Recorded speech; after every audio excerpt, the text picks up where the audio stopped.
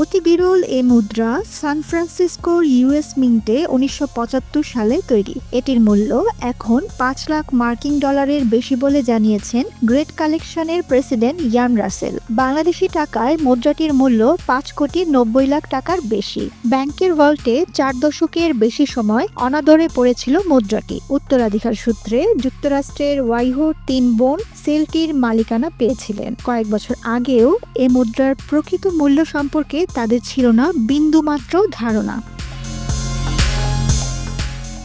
সাবেক মার্কিন president Franklin D রুজভেল্টের মুখাঙ্কিত ওই মুদ্রা এত মূল্যবান হওয়ার কারণ সেটিতে এস চিহ্নটি নেই। সান ফ্রান্সিসকোর ইউএস মিন্টের হলমার্ক হলো এই এস।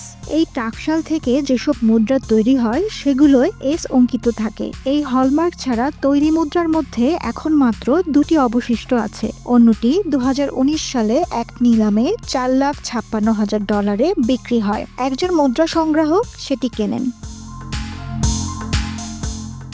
যারা মুদ্রা সংগ্রহ করে থাকেন বিরল মুদ্রা দুটি সম্পর্কে আগে থেকেই জানেন তারা, কিন্তু গত শতকের 70-এর দশকের পর থেকে মুদ্রা দুটির অবস্থান অজানা ছিল। ইয়ান রাসেল বলেন, কয়েক দশক ধরে সেগুলো লুকায়িত ছিল। বেশিরভাগ বড় মুদ্রা সংগ্রাহক ও যারা মুদ্রা কেনাবেচা করেন তারাও প্রকৃত বিরল পয়সা দুটি দেখেননি। 1975 সালে সান ফ্রান্সিসকো টাকশাল পরীক্ষামূলকভাবে বিশেষ ধরনের 28 লাখের বেশি মুদ্রা তৈরি করেছিল। সেখানে 6 ধরনের মুদ্রা ছিল, সেগুলো $7 বিক্রি হয়। কয়েক বছর পর মুদ্রা সংগ্রাহকেরা আবিষ্কার করেন ওই সেটের মধ্যে 2টি পয়সায় টাকশালের হলমার্ক এস চিহ্নটি নেই।